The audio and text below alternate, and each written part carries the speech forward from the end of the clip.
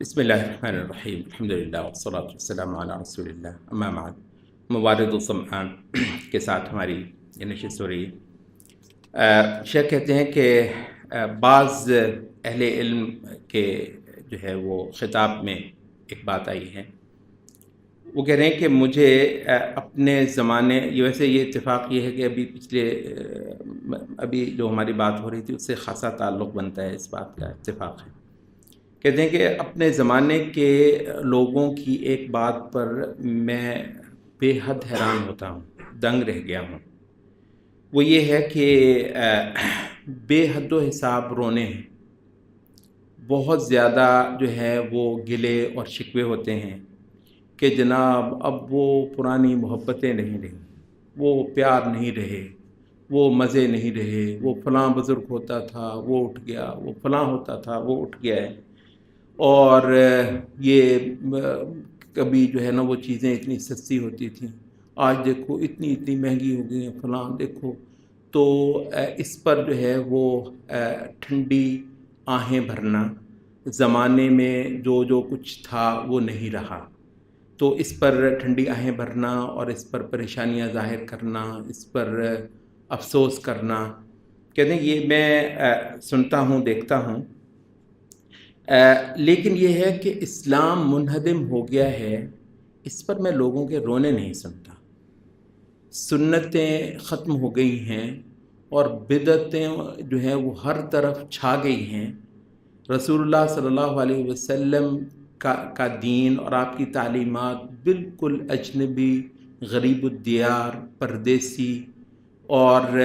عجیب و غریب ہو گیا ہے۔ گناہ بہت پھیل گئے ہیں، کسی کو میں نے اس پر ٹھنڈی آہیں نہیں بھرتے سنا کہ جو غلاظتیں ہیں اور گندگی ہے اور گناہ ہیں وہ بہت زیادہ ہو گئے ہیں۔ کسی کو میں نے کہتا ہے کہ جو کاروبار خراب ہو گئے ہیں، کاروباروں کے اندر مندہ آ گیا ہے، اس پر لوگوں کو بہت زیادہ تکلیف ظاہر کرتے میں نے دیکھا ہے۔ لوگوں کی عمریں جس طریقے سے ضائع ہو رہی ہیں اور زندگیاں جس قدر بے سمت اور بیکار گزر رہی ہیں، کہتے ہیں اس پر میں نے لوگوں کو کبھی پریشان ہوتے ہوئے اور مجلسوں کے اندر کچھ اس کی جو ہے وہ پریشانی ظاہر کرتے ہوئے میں نے نہیں دیکھا۔ کہتے ہیں کہ دراصل یہ کیا ہے، یہ ہے کہ جو آدمی کی اصل ترجیح ہوتی ہے، جو آدمی کو سب سے زیادہ عزیز چیز ہوتی ہے، وہ بے ساختہ طور پر ہی آپ کی زبان پر آتی ہے۔ دیکھیے ایک وہ چیز ہے جس کو ہم نے خاص تقریروں میں ظاہر کرنا ہوتا ہے، شریعت کے لیے، دین کے لیے کچھ پریشانی، اس کے لیے تقریریں ہیں، اس کے لیے خاص جو ہے نا وہ مواقع ہوتے ہیں، ان کے اندر ہم نے وہ کرنی ہوتی ہے۔ البتہ ڈرائنگ روم میں جب بیٹھے ہوئے ہوتے ہیں، جب مل رہے ہوتے ہیں، جب گپ شپ لگے رہی ہوتی ہیں، اس وقت بھائی جو آپ کی جو ترجیحات ہیں، جو آپ کی پریشانیاں ہیں، جو آپ کے کنسرنز ہیں، وہ تو اس وقت بولتے ہیں نا، وہ تو اس وقت آپ سے ظاہر ہوتے ہیں۔ اس کا جو ہے وہ کہتے ہیں کہ یہ اس سے کیا ہوتا ہے، اس سے یہ ہوتا ہے کہ دین تکلفات کی نظر ہو جاتا ہے۔ ایسا ہی ہے نا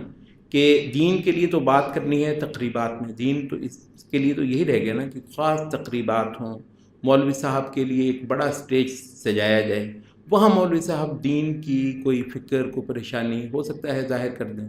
لیکن ویسے جو ہے اس میں دین کی پریشانی کب ظاہر ہوگی؟ تو ہوگا پھر یہ کہ دین جو ہے وہ سارا کا سارا تکلفات کی نظر ہو جائے گا۔ دین کے لیے ایک بے ساختہ چاہت، محبت، پریشانی، دین کے لیے آدمی کا لگاؤ، یہ جو ہے یہ تو ایک بالکل ہی بے ساختہ چیز ہوتی ہے۔ وہ اگر ہے بھائی تو دین ہے یہاں، اگر وہ نہیں نظر آ رہا، وہ پھوٹ کر نہیں نکل رہا، وہ آپ کی خوشیوں کے اندر، وہ آپ کی پریشانیوں کے اندر سامنے نہیں آ رہا، تو پھر اس پر ذرا غور کیجئے، پریشان ہو جائیے۔ یہاں دین شاید نہیں ہے، دین جو ہے یہ مر چکا ہے، اس نفس کے اندر ہی دین دم توڑ چکا ہے۔ اللہ کی محبت، اللہ سے وفاداری اور اللہ کو سب سے اوپر رکھنا، یہ معاملہ اس نفس کے اندر ختم ہو گیا ہے، اور یہاں اور جھاڑ جنکاڑ جو ہے وہ اتنا زیادہ حاوی ہو گیا ہے کہ اب وہی ہے جو آپ کو پریشان کرتا ہے، اور وہی ہے جس کے لیے آپ بات کرتے ہیں اور جو آپ کے موضوع بحث بنتا ہے۔ اس وجہ سے یہ چیز جو ہے اس پر ہر آدمی کو ایک نظر ثانی کرنی ہے اپنی زندگی کی، اور یہ دیکھنا ہے کہ دین اس کی کتنی بڑی ترجیح ہے۔ سبحانک اللہم و بحمدک، اشہد ان لا الہ الا انت۔